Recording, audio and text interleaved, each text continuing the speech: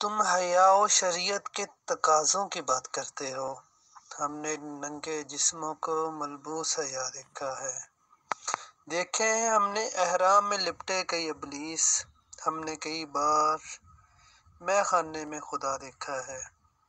مے خانہ ہوتا ہے شراب خانہ، جہاں لوگ شراب پیتے ہیں، بار میں نہیں ہے، کئی بار کئی دفعہ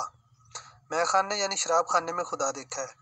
کہتا ہے کہ حیا، شریعت میں حیا تقاضے یہ وہ ان کی بات کرتے ہو کہ شریعت میں اتنے حیا ہونا چاہیے، شریعت یہ بتاتی ہے یہ بتاتی ہے، جو یہ باتیں بتاتے ہیں ان میں حیا، اقبال کہہ رہے ہیں کہ بہت سے لوگوں میں ان جو بتا رہے ہوتے ہیں ان میں حیا نہیں ہوتی۔ ہم نے ننگے جسموں کو ملبوس دیکھا، بہت سے ایسے لوگ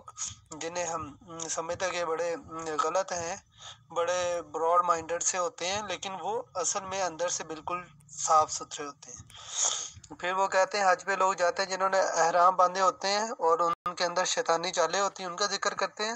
اور پھر کہتے ہیں کہ وہ خدا کے گھر کا طواف کر کے بھی انہیں خدا نظر نہیں آتا، ملتا نہیں ہے۔ اور آخری مصرے میں وہ کہتے ہیں ہم نے کئی بار مے خانے میں خدا دیکھا ہے، کہ شراب خانے میں جب شراب پیتے ہیں